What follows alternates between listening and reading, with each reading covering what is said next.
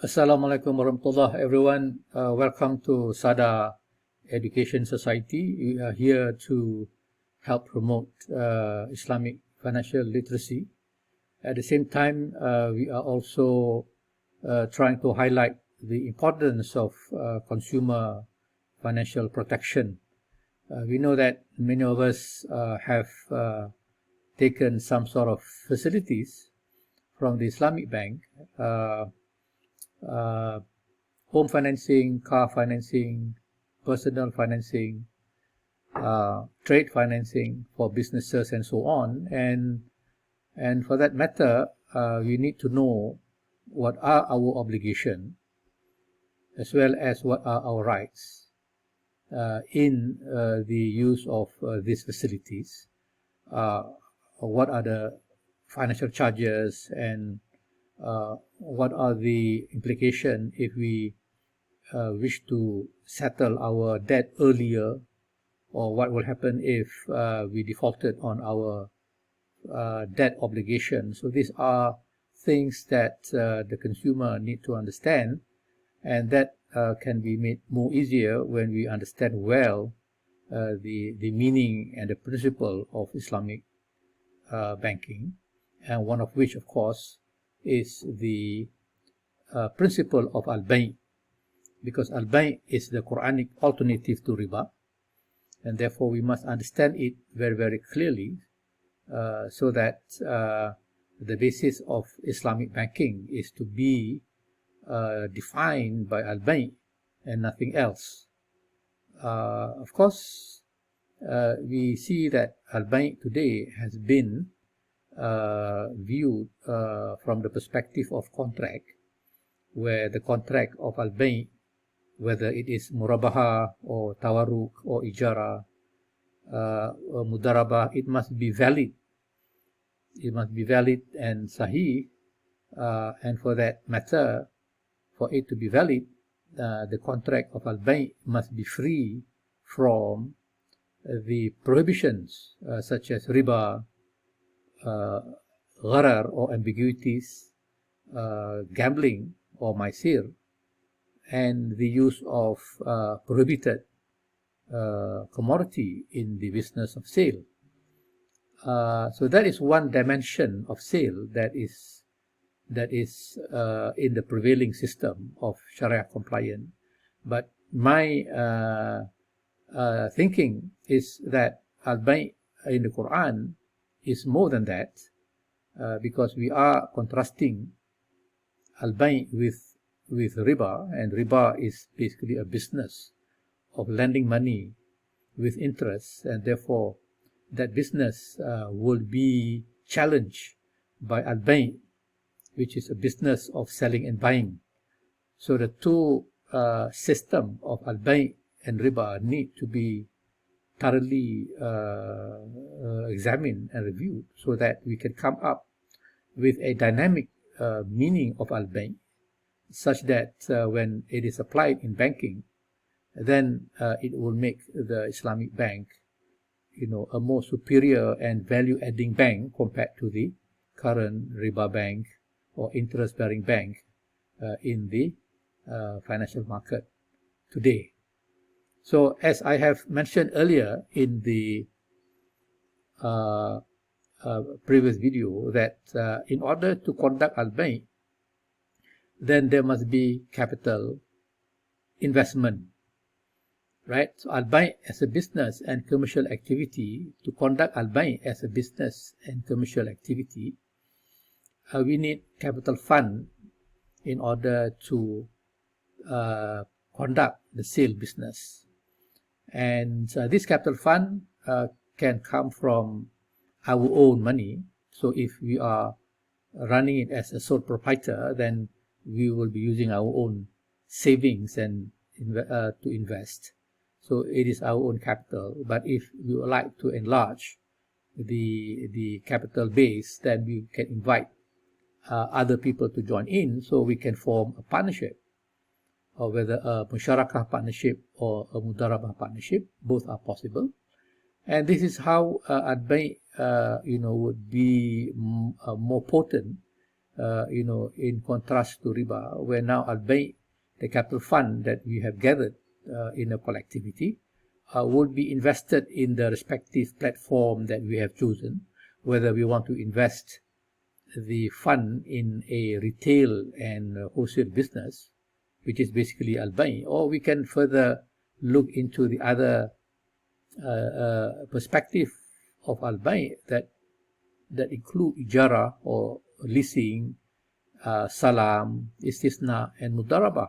So there are a lot of real sector contract available in the tradition where we can apply, and therefore that application of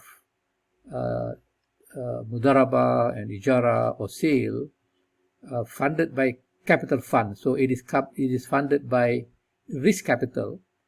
So meaning that the outcome of the business is determined or influenced by the market forces.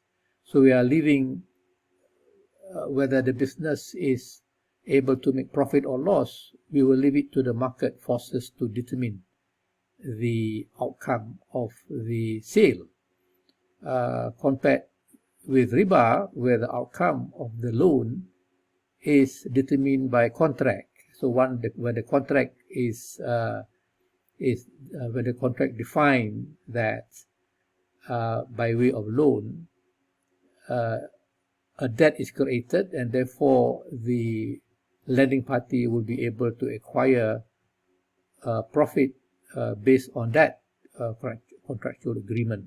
Whereas in al-bay', the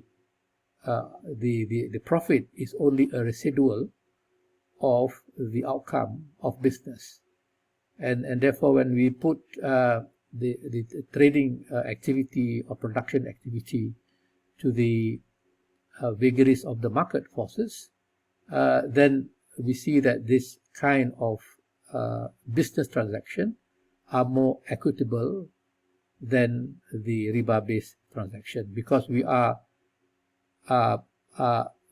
basically putting capital at risk.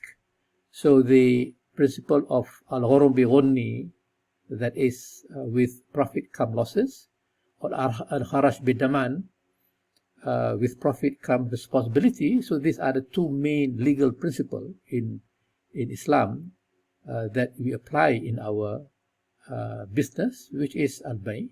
And by doing that, there will be losses, there will be profit. And if there's a profit, then our capital investment will increase. And if we incur losses, capital will decrease, so there will be capital contraction. So this is the idea of al-bay' that the Quran intends to project. And we can see that there is a morality and sound ethical standing that al-bay' is able to manifest relative to riba, where profit is determined by contractual obligation. So when we look at the rule on profitability, which we can extract from the Majal, the Hanafi Islamic code, it says that the right to profit, may arise out of property, work, and liability. So we are referring to a business, whether a banking business or a non-banking business. We are referring to the fact that when we run a business, the legality of the profit derived from the business must be defined properly, and that would be from property, from work, and from liability. So these three factor or parameter must exist when we are running our business to ensure that the profit generated from the business will involve the use of property and the application of work and liability. So number one, of course, in a sale, we will see that there is a purchase of the goods by the trader from the supplier, and the trader will hold the goods before they sell it to the marketplace, and the holding of the goods imply that the trader is the rightful owner of the goods, and therefore at the same time, when he is the legal owner of the good, he is also facing ownership risk, right? Meaning that the goods in his hand can fall in value due to obsolescence, due to any kind of market movement that may cause demand to fall and the price may decline. And when the price decline, then the trader will find that he is not able to sell the goods at the targeted price, and this will mean that he may not be able to make profit from the sale.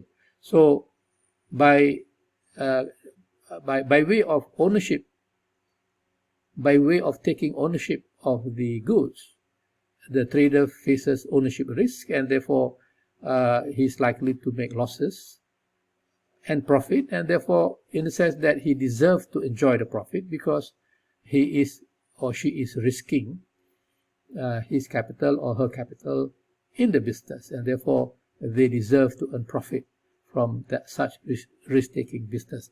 And number two, according to the Majal, that the trader put effort into the business, such as sales and promotion, and sales require skill and knowledge, and therefore this effort needs to be compensated with profit, right? So the merchant deserves to earn profit because he has basically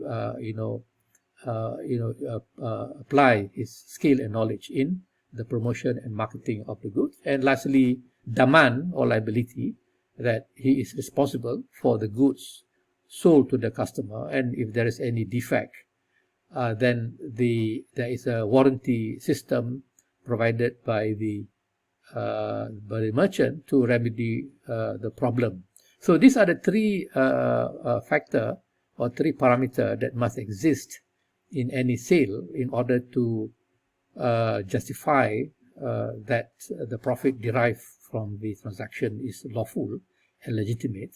Otherwise, if there is no asset, then it will become a money lending business, and therefore that would be opposite to al-bay' that the Quran has prescribed to use against the riba system that is the prevailing system today, inshallah. So I think that this I will leave it to you, the three principles of banking profitability, and inshallah we will further look into this issue as we move forward.